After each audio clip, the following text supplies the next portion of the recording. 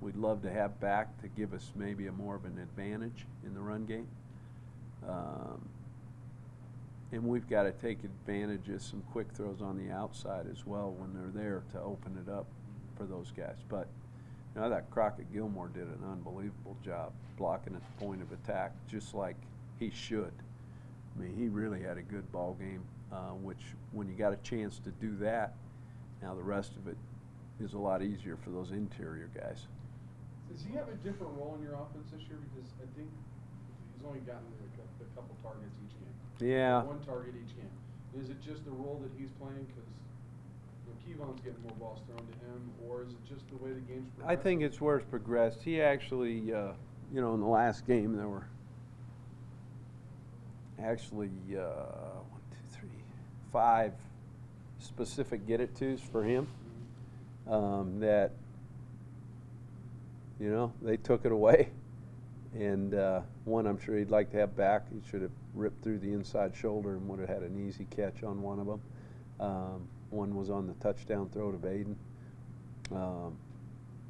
But, you know, I think he's really playing good. In fact, he was, you know, he was our offensive player of the game, you know, for how he played in that game. It's a little surprising that offenses where you guys are having the issues, given that that's where you have more experience back than defense, and that's kind of your background, and that's really where you guys kind of gelled late last year. I know it's a different team, different season, but it is a lot of those same guys. Sure. Are you a little surprised it hasn't come together a little faster? And if so, what do you think are the main issues? You know, I think, yeah, I mean, it's obviously, you know, really frustrating for myself, you know. There's no doubt. Maybe that's telling us something that it's all the same guys that are back. I don't know. But I think we've done a good job of adding some guys to the mix. And, you know, obviously the consistency in which we need to play is not there. So, you know, that's a that's a minute-by-minute evaluation every single day for what we're doing. And matching the parts, we've got to do a better job. I mean, there's no doubt about it. There's just a real small margin for error right now with that offense. I mean, you talk about the penalty. You guys can't overcome maybe some of those things that a really good established offense that's been playing together for a long time. No, you're right. I mean, there's no doubt. And yet, you know, and Garrett will be the first to tell you. I mean, part of that's generated from that position, and we've got to get better play there. I am not, again, you can print that, and it'll sound like I'm blaming the kid. I'm blaming myself, okay? It's not the kid, it's myself. And, you know, you can take that for what it's worth, but he's put it some places that other guys got to step up around him. And, you know, so, you know, from a technical standpoint, he missed 2 run checks that hurt. I mean, it hurt. Got us into 6 other ones that created big plays. Well, you know what? That's not good enough. You got to be 8 of 8, not 6 of 8, just like in the pass game. You know, he missed one hot, which is unacceptable. And on another one, the guy'd still be running if he didn't throw it at his feet. You know, that's a matter of resetting your feet and making a throw. His mind's working okay. Now let's polish up the accuracy part. There's just not much margin for error, right? No. Maybe on a different offense, he could be right 75% of the time, and that would be plenty good enough. On this team, maybe it's got to be more like 90 to get those plays. Well, I think what you find out is you know, sometimes when you look at the margin, if you want to put percentages on it, you see a lot of times some guy will get the ball and he's like really fast or really quick, and it might have been totally wrong, but all of a sudden, blah, blah, blah, blah, bah. Okay, we don't have that. So, like I said, the parts around it have to be really good. You know, I mean, have to be on. I'm not saying, you know, they have to be on. Well, that's kind of what I'm saying. And not precision. much margin for error. You have to be really sharp in what you do. Right. Because you don't have that 4.2 guy. This guy with 4.2 40 speed, that might just make people miss even if he's in the wrong spot and gets the ball. There's a lot to that. There's a lot to that, and yet we need to create some of those things offensively, through maybe some misdirection or whatever to try to, which, at 2 fly sweep deals and the wheels wide open both times. Again, the deception and misdirection, something we got to take advantage of. You said after the game that there was going to be some real hard line evaluation of what's going on offense. What types of things did that determine? Did you guys do that yet? Is it Oh, yeah. play calling? Is it No, it's not play calling. I think is it more individuals? putting ourselves in the situations and being hardcore on what those situations are and the understanding therein. I think the plan itself. We need to do a better job, and yet at the same time,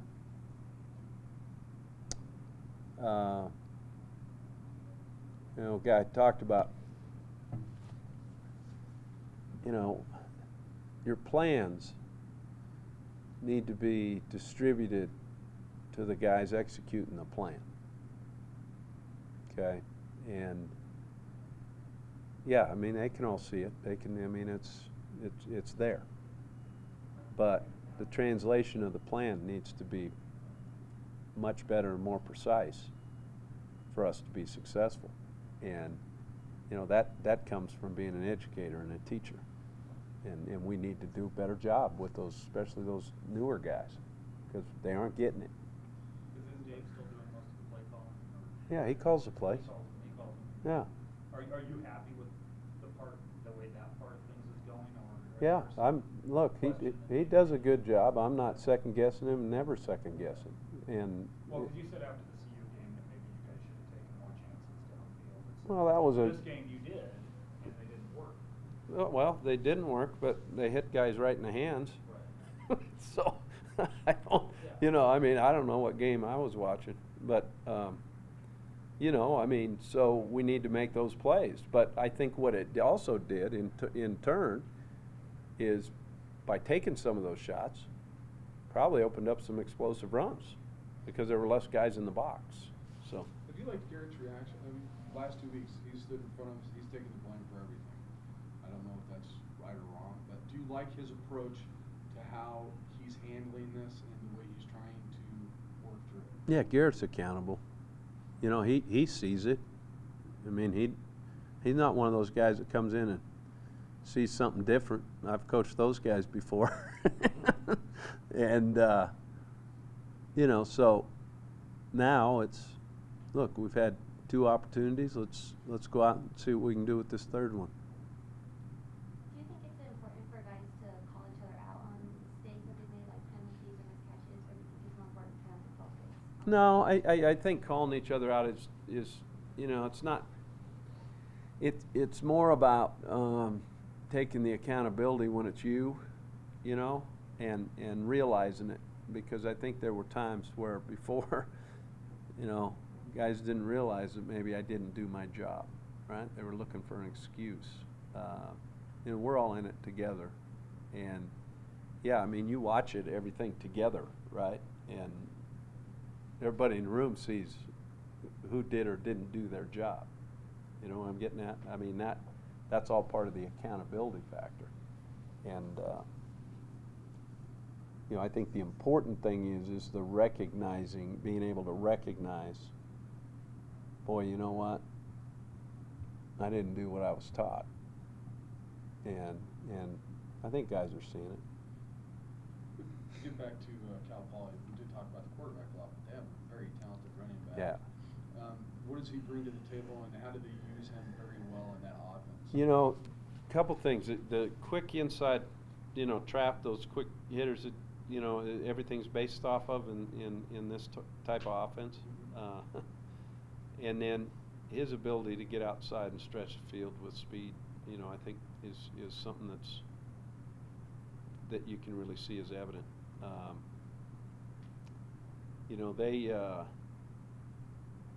It's fun. As a coach, I kind of enjoy seeing what they do. I really do. It's pretty fascinating, and the parts that they have in there, you know, they've gone out and got them some skill, and you know, that's really in that offense. That's really the key. When you were doing your periods during camp, Mhm. working on other teams, I know you said you worked on Air Force. Did you work on these guys specifically, or did you feel like the Air Force stuff was going to cover what you were going to see? Very similar. In other words, we worked on it for the three opponents that were actually brought up, you know, from a principle standpoint. Now, there are different people doing it.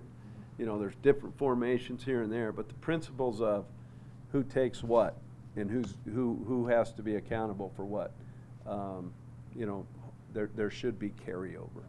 Well, and last year you brought the Air Force game. I don't think you were any more angry after a game than the Air Force game. Yeah. But yet you handled it better against New Mexico. Do you feel, does that give you some confidence going into facing an option attack again that you somewhat learned from your Air Force mistakes, applied them to New Mexico? And You know, I think so, and yet, you know, we missed some against Utah State, you know, in the same deal. Now that quarterback can make you look silly, you know, but you know, that deal at the Air Force, you know, looking back, I was just so disappointed at the effort. I mean, there wasn't any. Does it worry you a little more playing a team like this at Cal Poly? Because think about the triple option. Bob Davey will say that it's a good way to maybe overcome a deficit in talent. There's no doubt. You can beat a team that is Yeah. more talented than you with that scheme. Hey, And look. you've got an FCS team coming in here. I was at go back and look at the statistics that Georgia Southern put up against us when we were at Alabama. I think that might have been my last year there. I mean, they almost came and beat CSU. I think they had. Their statistics when they came here last I time. mean, I'm not sure they didn't have 300, 400 yards of rush. I mean, it's something, you know, that, which is, yeah, I mean, that's right. But I think the important thing is the approach needed by your players to understand, do your job, okay? And that's really what it's all about. And you know, it should be a lot of fun for the fans. Did you see the better part of that from your defense this week? Say that again? Did you see better of that from your defense this week that do your job? I did. You were concerned about it a little after the CU game Yeah. in certain areas, and it seemed like it was better this time. A lot better. 'Cause even in And the long run, there were missed tackles. Guys were where they were supposed to be. They just didn't execute. I think that's absolutely right. So, But you saw a big Oh. improvement from game 1 to game 2 in that yeah, aspect. no doubt about it. Do your job. The same No thing doubt would apply about to the offense, right? If you catch the ball instead of it tipping, going there and intercept. Is that simply what it comes down to? You think a lot of your offensive fails will be cured if guys just do their job? Absolutely. Is there any chance we see any Daffy Duck for team? You know, we obviously have it in. You know, I'm not sure we're deep enough in game plan yet to see exactly, you know, which sleight of hands you're going to see, right? But you know, I kind of enjoy that stuff. You guys haven't played obviously triple option team this year, but do you feel the way your rush defense has been so far has put you in a good position? Well, Maybe yeah, last round or something? you know, I think this one obviously gives you a different set of concerns, and you know, they almost use, you know, that option as a team that would spread the field and throw it every down.